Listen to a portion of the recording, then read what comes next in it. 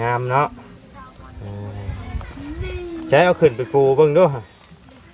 เต็มบ่เฮือนเอาขึ้นปูเบิ่งด้วยสาดพี่น้องแบบนิ่มๆเลย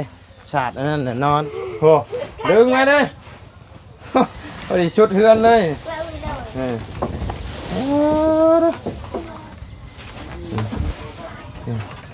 สุดเฮือนเลยกระจบเลยครับ5 เมตรพุ่นมาจักโอ้ยังบ่เบิด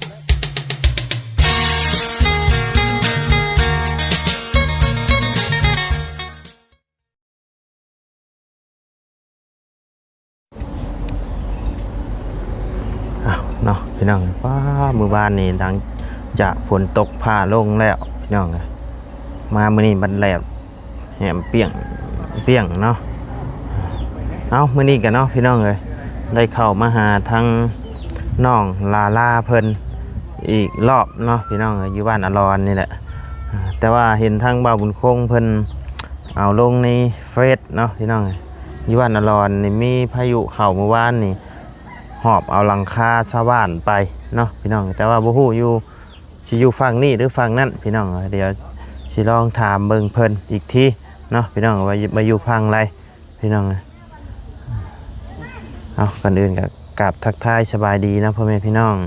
FC เบิร์ดสุขุสุคนบ่ว่าสิอยู่ในและต่างประเทศก็ยินดีต้อนรับเข้าสู่ช่องบ่ไลคือเก่าพี่น้องแดดแห้งพี่น้องมื้อนี้แสบหูแสบตาเลยเนาะเดี๋ยวไปทางไหนก็มื้อนี้ก็มีทั้ง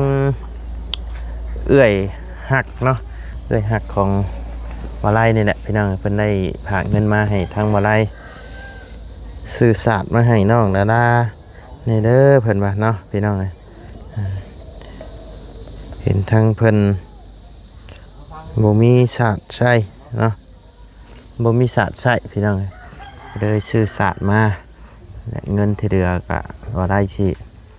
ชื่อเกลือบักพริกปิ้งนัวไว้แจกจ่ายคนทุกคนยากตายตามแต่ละหมู่บ้านนี่แหละเนาะพี่น้องเดี๋ยวสิเฮ็ดเป็นถุงไว้พี่น้องมาไล่ชื่อมาแล้วเนาะซื้อเรื่อยไปเลย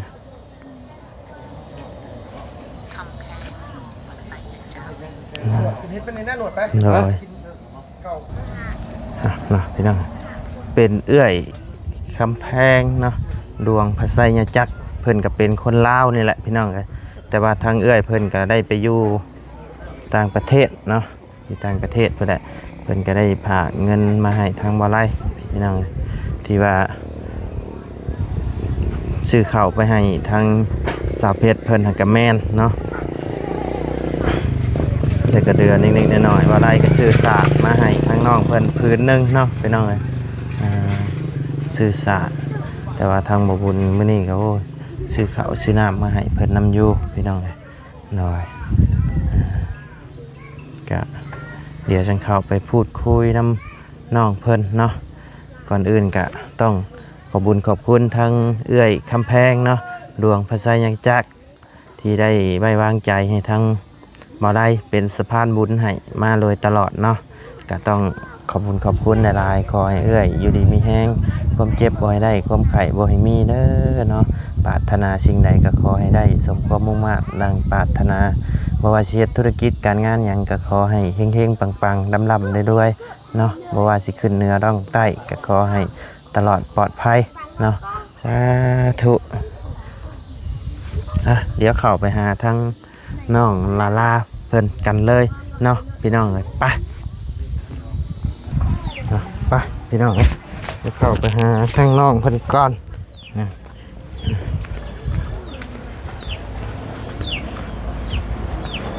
น้องลาอยู่บ่ขึ้นเฮือนเนี่ยเด้อโอ้ยเนาะปอหมึกมีชุกเลยบ่นี่นะฮะชุกเลยบ่หมึกมีนี่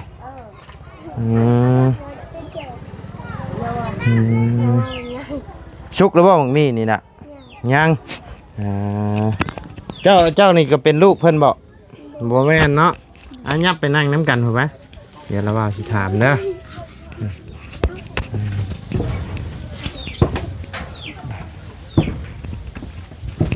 เอาสำบายดีเด้อ สบายดี เด้ออันนี้ไม่นะไ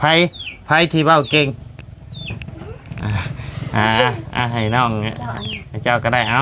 เจาะหนู แล้วว่านิบให้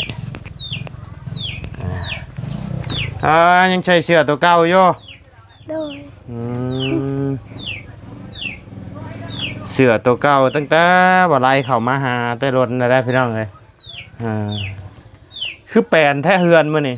เอายังออกไปคือแปลนเติดอยู่นี่แหละล่ะ พูดกัน ฮะ จบไป เอาโอเคสายเดียวไปหาทั้งลุงเฮิมเพิ่นกะก่อนเด้อลุงเฮิมเพิ่นมีเวียกว่าวน้ำสบายดีเด้อด่าเด้อ สบายดี น้อยเดี๋ยวทั้งระบาวเว้าน้ำน้องดาราเพิ่นก่อนพี่น้องเลยเข้าสอบนี่ไผชื่อมาให้ค่ะนี่ ปลาเสียง เบาเสียงอ๋อเบาเสียงซื้อข้าวมาให้แล้วก็อันนี้เป็นทั้งเบาบุญเนาะไผซื้อมาให้ตัวนี้เจ้าชื่อเพิ่นอยู่บ่กินนี่นะ บอก บ่จักครับเพิ่นได้บอกชื่ออยู่บ่ บอก เพิ่นบ่บอกเพิ่นชื่อว่าบุญเด้อ โดย ว่าบุญบ้านป้าเว้าดูฮะ บอกบนบันป้า แม่นว่าบุญบ้านป้าเจ้าชื่อภายในที่เข้ามานี่ ปลาจือ บ่ชื่อแต่ว่าเสียงบ่ โดย ทั้งละว่าชื่อบ่ บอก บ่ชื่ออีกโอ้ยเนาะเข้ามาหาเทื่อที่3นี่ยังบ่ชื่ออยู่บ่แล้วว่าเอาชื่อว่าไรเด้อ ปลาไหล โดยว่าไรเมื่อกี้นี่นะบ่าวบุญ เจ้างาน ฮะเป็นอะไร เสื้อขาวเพื่อน อ๋อเพิ่นอยากคู่เพื่อนเจ้าบ่ โดย อ๋อเอามานั่งนี่กันได้เพิ่นให้พาไปเบิ่งเพื่อนบ่บ่ได้ไปเนาะใช้เพื่อนเจ้าอยู่ใช่จ้ะ เพื่อนคอยทางนี้ หลังใหญ่บ่ บอ มือใหญ่ เพื่อนแบบว่าเพื่อนทางหน้าเพื่อนตัวเก่าหันเป็นเพื่อนอายคอย เป็นเพื่อนอ้ายเจ้า โดย เจ้าอยู่กันจักคนเจ้านั่นล่ะ ได้ประมาณ8 คน 8 คน นั่น ชื่อเจ้า2 คนนี่เป็นหมู่กันบ่เป็นหมู่กันเนาะห่อนแท้บัดนี้ห่อนดีๆรอพี่น้องเอ้ยตายบ่ห่อนบ่สิจ๊ะ ห้อน ฮ้อน โดย มื้อนี้บ่ได้ไปสอนบ่มื้อนี้ บอ บ่ได้ไปนี่ก็ไปนํกันแน่นี่เนาะ โดย บ่ได้ไปโรงเรียนบ่ใช่มื้อนี้ มื่อนี้แบบว่าเขาไปร่วม เพิ่นไปร่วม โดย ไปร่วมเนาะ โดย ก็เด้อหยุดมื้อนี้มื้อวันหยัง วันศุกร์ วันศุกร์ โดย วันศุกร์ส่วนหลายเพิ่นสิบ่ได้เพิ่นบ่ได้เรียนเนาะส่วนหลายลงไปแต่ตอนเช้า โดย ตอนเช้าตอนแรงนี่ก็พัก โดย เจะเรียนอยู่ห้องไหนได้ล่ะ ห้องป ห้องป .3 โดย .3 น้องลาลาเลย ห้องป ป .3 คือการเรียนนํกันเนาะ โดย เจ้าชื่อจังไดเจ้า ซื้องาน ชื่องาน โดย อ๋อไปทำงานจังซี่บ่ ชื่องานเนาะ โดย น้องงานพี่น้องเลย โรงงาน อยู่ ทำงาน อยู่กัน8 คน โดย เพื่อนเจ้าช้ำบ่เพื่อนน้องละลานี่หรือว่าใหญ่กว่า ง่ายกว่าแต่เพื่อนคอยมันด้นไปแล้วเยว โดนแล้ว โดย เพื่อนหลังใหญ่หลังไม้นี่บ่ บ่มีเพื่อนอายคอยกัน เพื่อนอ้ายเจ้าเดี๋ยวจังไปเบิ่งเนาะว่าเพื่อนน้องเพิ่นอยู่หม่องใดพี่น้องเอ้ยเพิ่นอยู่กินจังใดน้องเพิ่นกันเนาะ โดย อายุซ้ำกันเลยบ่นี่ ว่าแมงคอย11ราคา12 เจ้า11เนาะ โดย นี่12ทั้งน้องเพิ่นเว้าเก่งนะพี่น้องแต่น้องลาลานี่เว้าค่อยเนาะเว้าดังๆเด้อเจ้าเด้อ โดย ย่านป้าลุงเพิ่นบ่ได้ยินผู้ใหญ่ FC เพิ่นบ่ได้ยินเนาะเพิ่นบ่ได้ยินได้ว่าเจ้าเว้าหยังเจ้าขาดหยังอยากได้หยังเนาะผู้ใหญ่เพิ่นบ่ได้ยินได้กะคือ ข้าวน้ำก็คือสิบ่ได้อดแล้วบัดนี้เนาะได้กินอิ่มซุมื้อแล้วบัดนี้เนาะ โดย ข้าวน้ำนี่พี่น้องเอ้ยเพราะว่าเอาเสียงมาให้กระสอบหนึงบ่บุญนำมาให้อีกพี่น้องเอ้ยเป็นไข่มาม่าปลากระป๋องเนาะขาดตอนนี้ยังขาดยังที่ว่าบ่มีบัดนี้ อันปลากันโตค่ะ เจ้าอยากได้หยัง แม่เบิ้นถึงเพิ่นตกเราอยากได้เฮือน อยากได้เฮือนอยากได้เฮือนบัดนี้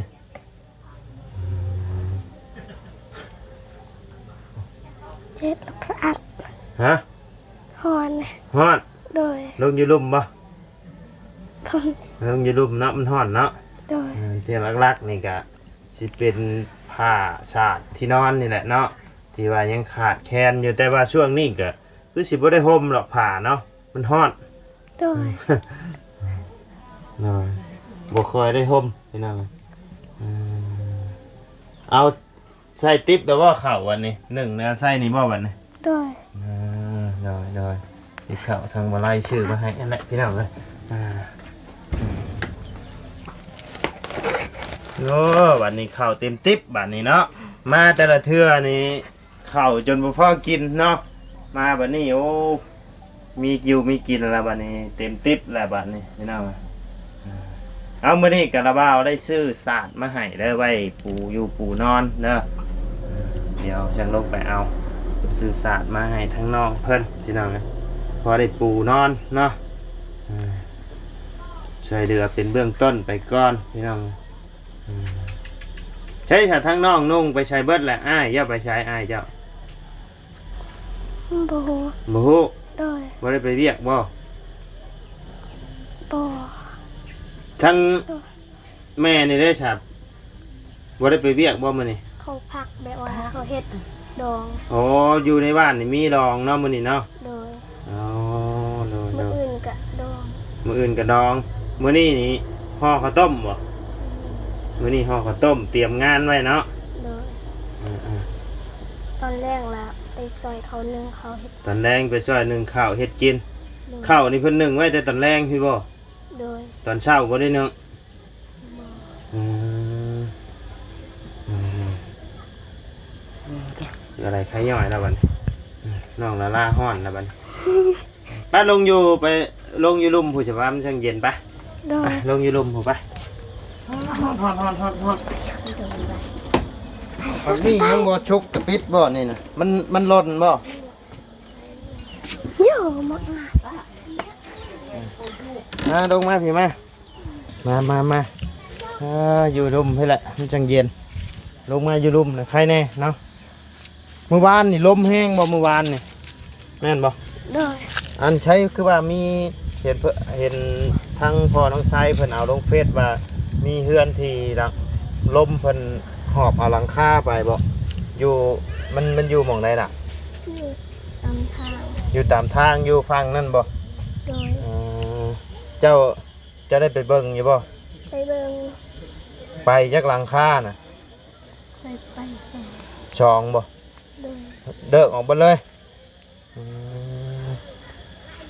ยังดีแต่เฮือนน้องละลาเพิ่นบ่ไปเนาะแสดงว่าทางนี้ลมมันบ่แห้งบ่ทางนี้น่ะ โดย มันไปแต่ปองนั่นเนาะลมเนาะ โดยทั้งนี้แบบว่ามันเป็นแบบต้นไม้แบบล่มหมดเลย หนีบใช้น้องอย่างนะ หนองงาน น้องงานเนาะ โดย ใช้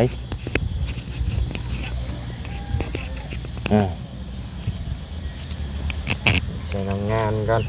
ไปหาหน่อไม้อหยังก็ไปน้ำกันตลอดแล้วนี่เนาะ โดย แม่นทั้งน้องงานบ่ที่ว่าไปตักน้ำมื้อน่ะที่ว่าทั้งระบ่าวพ่อที่ว่าไปตักน้ำมื้อน่ะแม่นบ่เจ้าบ่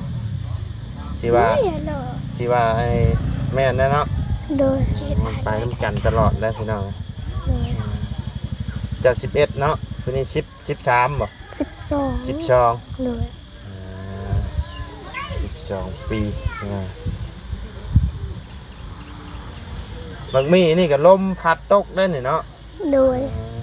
มันตกได้นี่บ่ต้นนี้บ่ บ่แม่นต้นเหือนหลังนั้นแต่เขา ต้นเพื่ เอา อนหลัง ให้ นั้นแต่เพิ่นเอาให้บ่ โดย พิ่นกินบ่ทันแล้วเพิ่นเอาให้มากินเนาะ โดย สิเอามาต้มกินบ่นี่นะ โดย ต้มกินกับข้าวนี่ ประชา แล้วบัดนี้ก็ จะวางไว้ กินกับไข่กับหยังละบัดนี้ เพราะว่าบ่บุญเพิ่นก็มีไข่มีหยังมาให้อยู่เนาะไข่ปลากระป๋องเคยกินอยู่บ่ปลาเลยปลากระป๋องเคยอยู่บ่เคยกินอยู่เนาะนี่นะ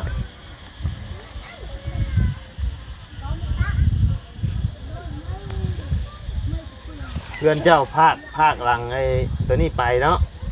แม่น โด เนาะ ย ภาคหลังสีตัวก็เก่าๆตัวน่ะไปพี่น้องไง ตัวนี้เป็นเพื่อนตัวนี้เป็นเพื่อนไอายคอย เป็นเพื่อน แบบ อา ว่า จารย์ เราเอาเมียแบบ เรา เอาเมียแบบว่า เขาปะกันอะไรแบบนี้นะเขาปะกันแล้ว เจ้า แล้วเขาให้คอย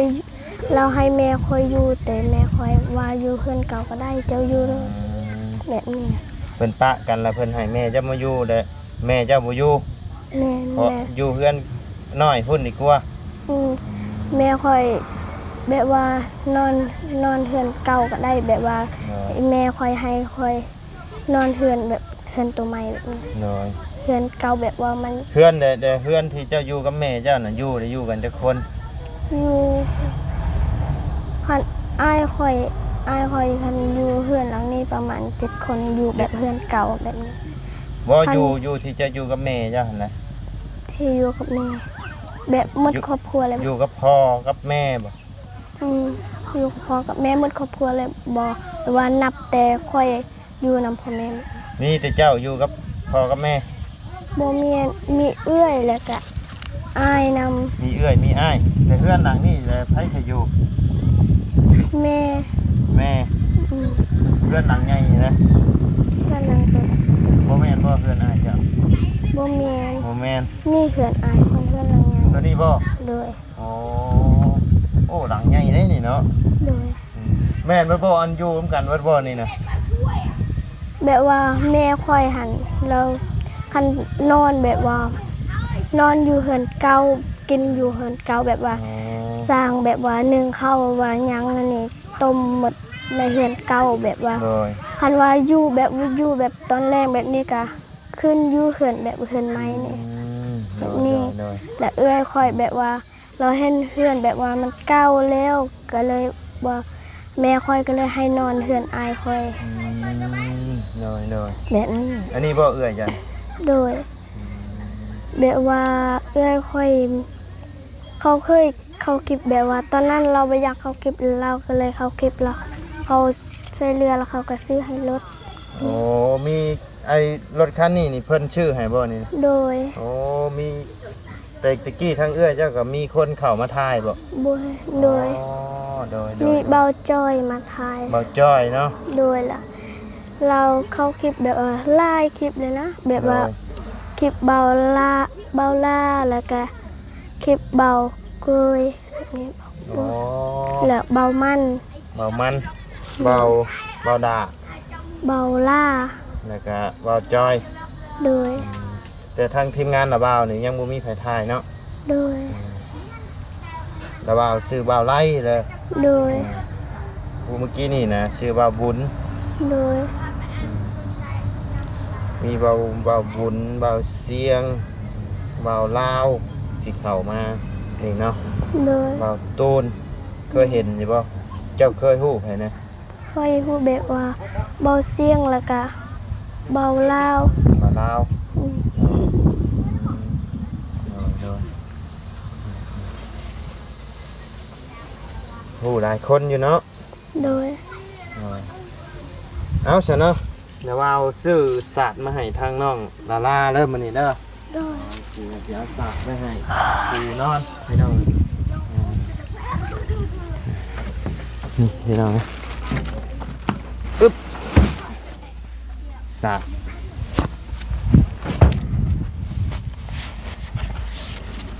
อ่ะถือไปเด้อมาพี่มาพี่มาพี่ก็ยืนทีละปูเต็มมาเลยเฮือนแบบนี้เนาะ เต็มเพื่อนเลยอันตั้งขึ้นเนาะแล้วเราขอถ่ายรูปกันยับหาสิเพื่อนกันพี่น้องแนมกล้องวันเที่ยวโอเคงามบ่ งาม งามเนาะใช้เอาขึ้นไปปูเบิ่งด้วยเต็มบ่เฮือนเอาขึ้นปูเบิ่งด้วยสาดพี่น้องแบบนิ่มๆเลยสาดอันนั้นนอนมันบ่นิ่มปานใด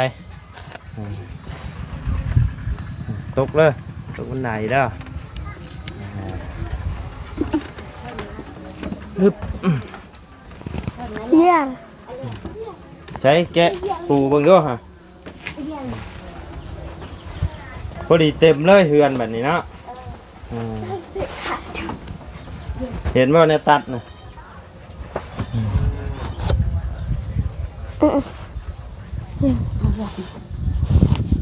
200,000นะนี่พี่น้องคืนละ200,000งามบ่แม่งามบ่ งามเอ้ย งามเอ้ย หนึ่งเยี่ยน กว้างยาวเลยพี่น้องพอดีสุดเฮือนเลยนี่โอ้ เยี่ยนเนี่ยแจกเลย โอ้โอ้ยยาวกว่าเฮือนอีกบัดนี้โอ้ดึงมาเลยพอดีสุดเฮือนเลย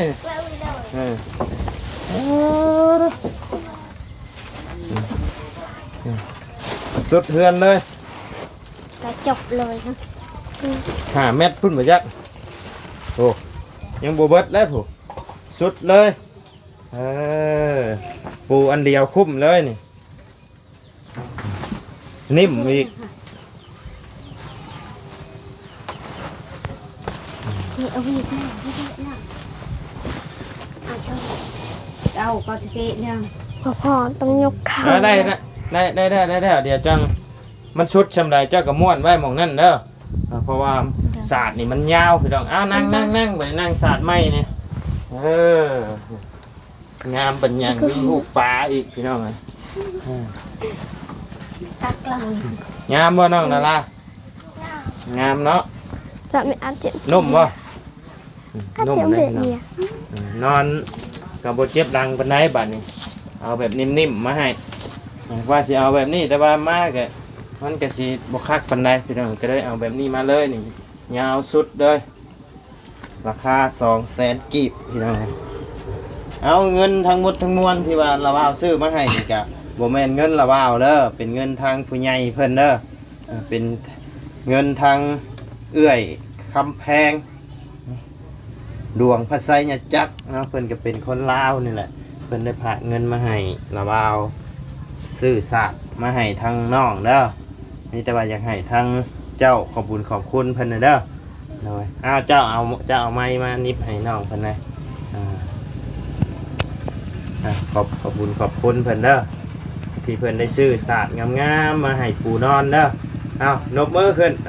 นบมือแหละขอบคุณเพิ่น ไปป้ายมาก็จะได้ ขอบคุญขอบคุณเด้อ เอาไม่ไปเลย ไม่ป้าย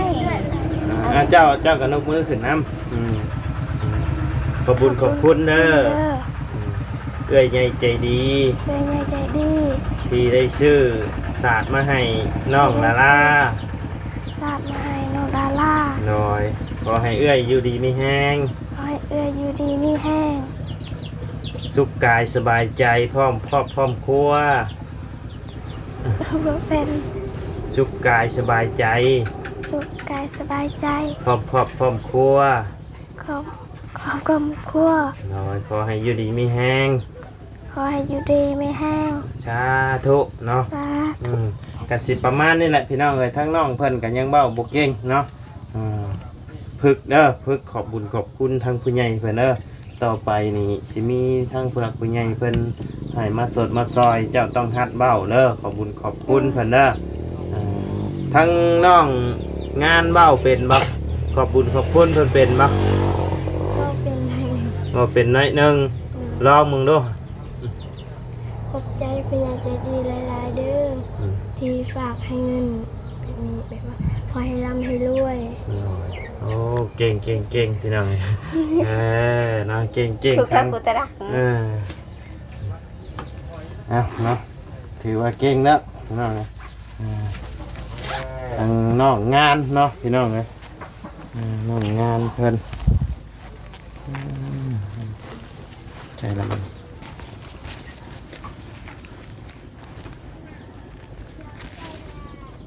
เอาเนาะเท่าศาสตร์นี่ก็จนกายพี่น้องเลยกายเฮือนเลยเนาะเฮือนนี่จักเม็ดนี่4บ่ ไปเซเม็ดลงมา รักเด็ก บ่จักครับบ่จักเนาะ ประมาณ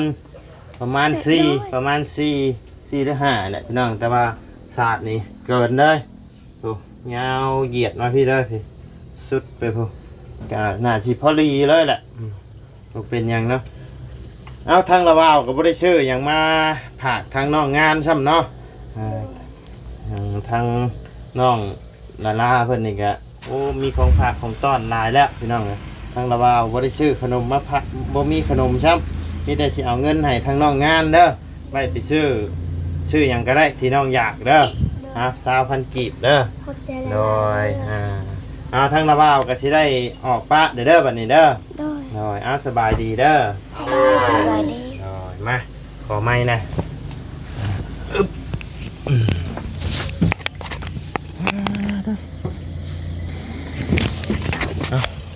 ห่อนได้พี่น้องเอาโอเคฉันเอาเพื่อนพี่น้องสำหรับคลิปนี้ทางมาได้ก็สิได้ขอจบคลิปลงไปเพียงสำนึกกันเด้อพี่น้องเด้อต้องขอบคุญขอบคุณทั้ง